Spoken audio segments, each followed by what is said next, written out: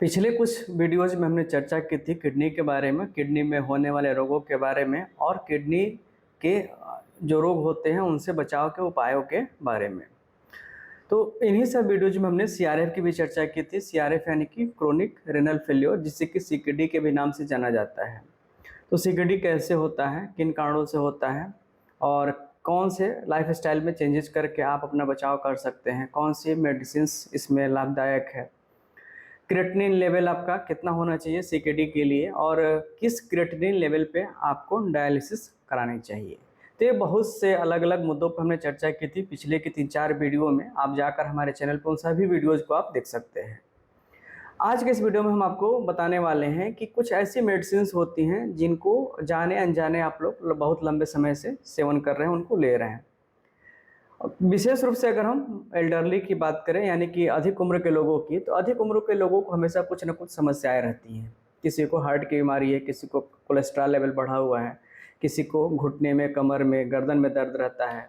तो ऐसे बहुत से रोग हैं जिनके लिए दवाएं जो है बहुत लंबे समय तक चलती रहती हैं। उन सभी दवाओं में किसी न किसी के कुछ न कुछ साइड इफ़ेक्ट होते हैं और कुछ दवाएं जो नेफ्रोटॉक्सिक होती हैं यानी कि किडनी को नुकसान पहुंचाती हैं। तो कौन कौन सी दवाएं हैं हम आपको डिटेल में बताएंगे और अगर आप इनका लंबे समय तक प्रयोग कर रहे हैं तो आपको एक बार अपने जो भी डॉक्टर्स हैं, जो चिकित्सक आपका इलाज कर रहे हैं, आपको उनसे सलाह लेने की आवश्यकता है और उन दवाओं में बदलाव करने की भी ज़रूरत है। इसमें सबसे जो कॉमन दवा आती है, एक पेन किलर आती है जिसको कि NSAIDs बोला जाता है, non steroidal anti inflammatory drugs. ऐसा होता क्यों है कि जो भी अधिक उम्र के लोग हैं, जाहिर सी बात है जैसे उम्र बढ़ती है आपके जोड़ों में दर्द की समस्या बनी रहती है। किसी को घुटने में दर्द है, किसी को कमर में दर्द है, किसी को सर में दर्द है। तो किसी न किसी जोड़ों में दर्द बना रहता है और दर्द के लिए लगातार जो है वो दर्द निवारक दवाएं एनाल्जेसिक जो कि लेते रहते हैं और सामान्य रूप से सबसे ज़्यादा दर्द के लिए NSAIDs का यूज किया जाता है। तो कुछ समय के लिए तो ठीक है, आप ले सकते हैं NSAIDs एनाल्जेसिक्स को, लेकिन अगर आप लंबे समय तक ले रहे हैं तो आपको इस पर ध्यान देने की आवश्यकता है और कभी भी बिना किसी चिकित्सक के परामर्श के आप लंबे समय तक इन दवाओं का प्रयोग नहीं करें। या अगर प्रयोग करने की आवश्यकता है तो आप समय समय पे अपनी किडनी की जांच जरूर कराते रहें, जिससे पता चले कि ये दवाएं जो है किडनी को नुकसान नहीं पहुंचा रही हैं।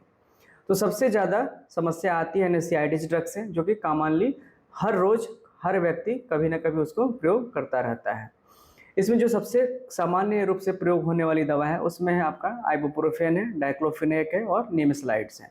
तो इनका प्रयोग आपको बहुत ही सावधानी पूर्वक करना चाहिए। कोशिश करें कि अगर आपका दर्द सहने लायक हो तो इन दवाओं का प्रयोग ना करें, या इनकी जगह पे जो आयुर्वेद की दवाएं हैं उनका प्रयोग आप करें तो आपको इसमें काफ़ी अपना बचाव कर सकते हैं।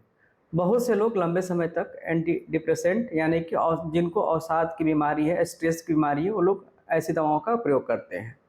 तो एंटी डिप्रेसेंट ड्रग्स भी किडनी को नुकसान पहुंचाती हैं।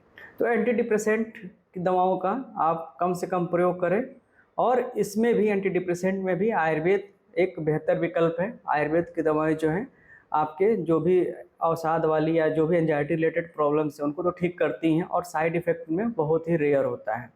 और आपको लंबे समय तक इसमें प्रयोग करने की अगर ज़रूरत है तो आयुर्वेद की दवाओं का आप लंबे समय तक प्रयोग करके भी अपने को सुरक्षित रख सकते हैं। अब बारी आती है एंटीबायोटिक्स की। हर व्यक्ति कभी ना कभी जो है एंटीबायोटिक्स का प्रयोग करता है और आजकल तो ट्रेंड चल रहा है कि हर छोटी मोटी बीमारी में आपको एंटीबायोटिक्स खाने की सलाह दी जाती है।